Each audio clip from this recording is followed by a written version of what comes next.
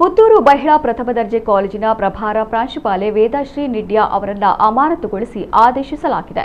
ಉನ್ನತ ಶಿಕ್ಷಣ ಇಲಾಖೆಯ ಸರ್ಕಾರದ ಅಧೀನ ಕಾರ್ಯದರ್ಶಿಗಳು ಫೆಬ್ರವರಿ 26ರಂದು ಈ ಆದೇಶ ಹೊರಡಿಸಿದ್ದಾರೆ.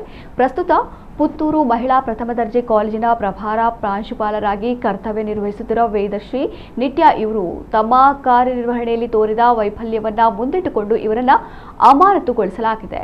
ಪುತ್ತೂರು ಡಯಾಲಿಸಿಸ್ ಆರೋಗ್ಯ ಇಲಾಖೆ ಕಟ್ಟಡದಿಂದ ಆಗುತ್ತಿರುವ ಸಮಸ್ಯೆಗಳ ಹಿನ್ನೆಲೆಯಲ್ಲಿ ಕಾಲೇಜು ವಿದ್ಯಾರ್ಥಿನಿಯರು ಫೆಬ್ರವರಿ 16ರಂದು ಸಾರ್ವಜನಿಕ ಸ್ಥಳದಲ್ಲಿ ಪೂರ್ವಾನುಮತಿ ಇಲ್ಲದೆ ಪ್ರತಿಭಟನೆ ನಡೆಸಿದರು. ಇದರಿಂದ ಕಾನೂನು ಸುವ್ಯವಸ್ಥೆಗೆ ಧಕ್ಕೆ ಆಗಿರುವುದಾಗಿ ಪೊಲೀಸರು ತಿಳಿಸಿದರು.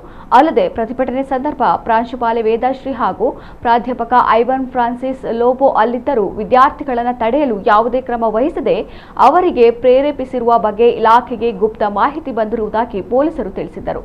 ಅಲ್ಲದೆ ಪುತ್ತೂರು ಶಾಸಕರು ಕೂಡ ಪ್ರಾಂಶುಪಾಲ ವರ್ತನೆಯನ್ನು ಖಂಡಿಸಿ ವಿದ್ಯಾರ್ಥಿಗಳು ಡಯಾಲಿಸಿಸ್ ಕೇಂದ್ರದ ನಿರ್ಮಾಣ ಕಾಮಗಾರಿಯಿಂದ ವಿದ್ಯಾರ್ಥಿಗಳಿಗೆ ಆಗುತ್ತಿರುವ ಆರೋಗ್ಯದ ಸಮಸ್ಯೆಗಳಾಗಲಿ ತೊಂದರೆಗಳಾಗಲಿ ಯಾವುದೇ ಮಾಹಿತಿಯನ್ನ ಶಾಸಕರ ಅಥವಾ ಸಂಬಂಧಿಸಿದ ಇಲಾಖೆಗಳ ಗಮನಕ್ಕೆ ತಂದಿಲ್ಲ ಮತ್ತು ಈ ವಿಚಾರವಾಗಿ ವಿದ್ಯಾರ್ಥಿಗಳಿಗೆ ತಪ್ಪು ಮಾಹಿತಿ ನೀಡಿ ವಿದ್ಯಾರ್ಥಿಗಳಿಂದ ಸರ್ಕಾರದ ವಿರುದ್ಧ ಇಲಾಖೆಯ ವಿರುದ್ಧ ಪ್ರತಿಭಟನೆ ನಡೆಸಿರುವುದಾಗಿ ತಿಳಿಸಿದರು.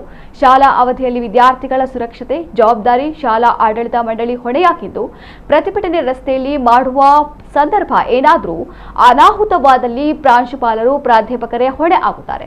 ಈ ಎಲ್ಲ ಅಂಶಗಳನ್ನು ಪರಿಗಣಿಸಿ ಅವರನ್ನ ಅಮಾನತು ಮಾಡಲಾಗಿದೆ.